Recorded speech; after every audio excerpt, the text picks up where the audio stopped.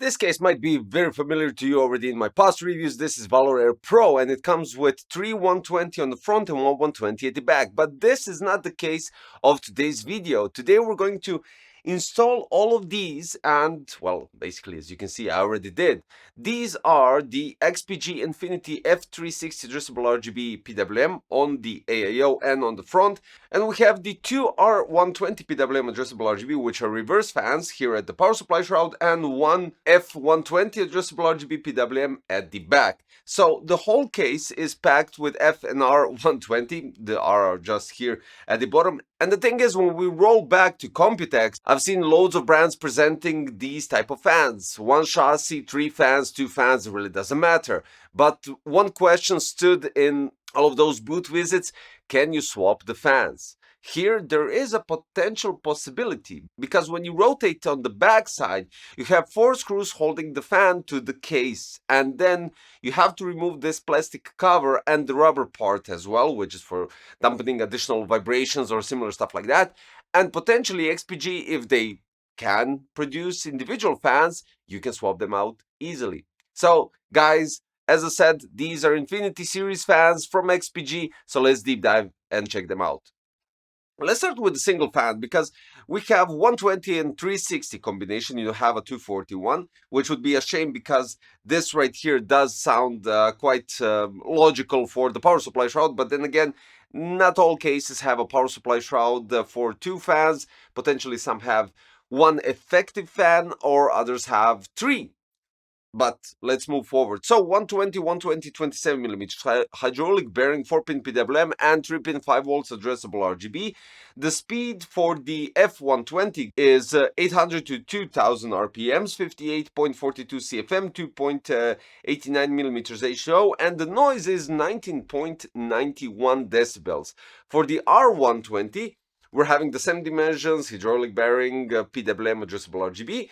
The speed is also the same, but the airflow is slightly different, 57.56 CFM. Then we have the maximum static pressure at 1.92 millimeters HO, and the noise is a bit louder at 2229.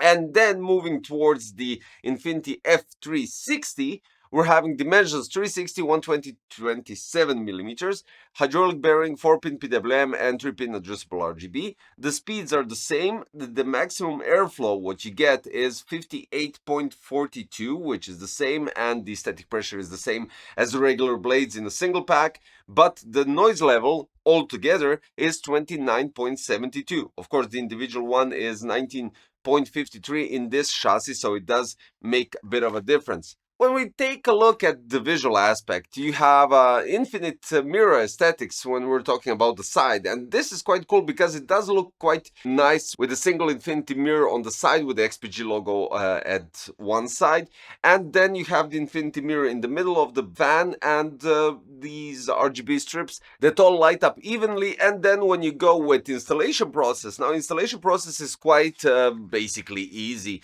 Instead of 12 for the F360, you only have 4 screws, so 2 at each side.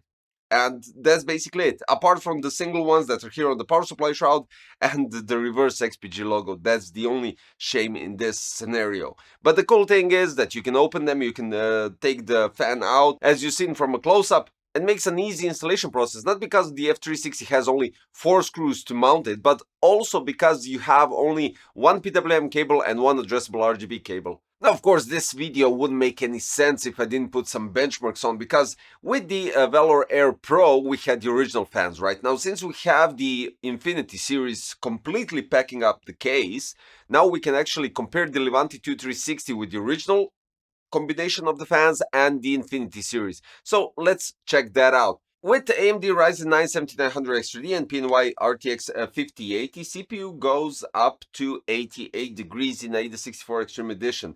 The old result, the old thermals were 86, which is better, but the clock speed goes up to 4800 megahertz compared to 4775 in the older benchmarks.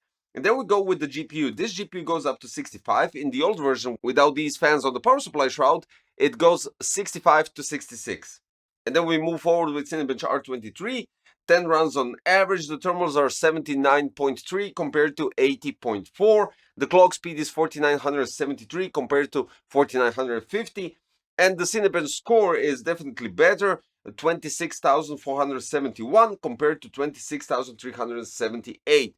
So what this means that you get easy installation, only one or basically two cables to connect, one for PWM, one for addressable RGB, which is much easier and nicer for cable management at the back, except for these two, which are separated.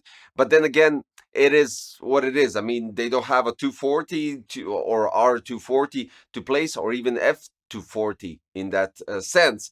But in general, you can manage it like this. You get one or two additional cables for this configuration, but the top is simplified, the front is simplified. The only thing that needs additional, let's say, maintenance or cable organization or more screws to tie up are the single fans, and that's it. They come in black and white, so you can grab all of these fans in black and white version. So it gives you option. If you're going with a black build, you can go something like this, and then if you go with the white build, then you can definitely go with the Infinity Series white version. So yeah, better performance than the original Valor Air Pro. This Valor Air Pro gets a, let's say, upgrade with Infinity Series, but definitely a better performance, which will definitely bring us to another, let's say, evaluation of the case. So I'm quite curious. I read loads of comments regarding the three fans in a single chassis and the problematic thing about swapping the fans and similar stuff like that, right? So in this scenario, we have something different, right? You could potentially change them up. It's quite easy and simple. You remove 4 screws and you get the access to those cables, which you can simply remove. And I mean, that's the easy connection part because the chassis has space for that. So would you, in that case, go with a 360 or 3120 in a single chassis, or would you still go with the regular 3120 separated chassis, separated cables, or potentially grab some other fans that are daisy chainable in that sense? Let me know in the comments because I'm quite curious. This does sound like a cool solution to me. Shame, I'm going to repeat, shame they don't have a 240 version, which would definitely cover up this part.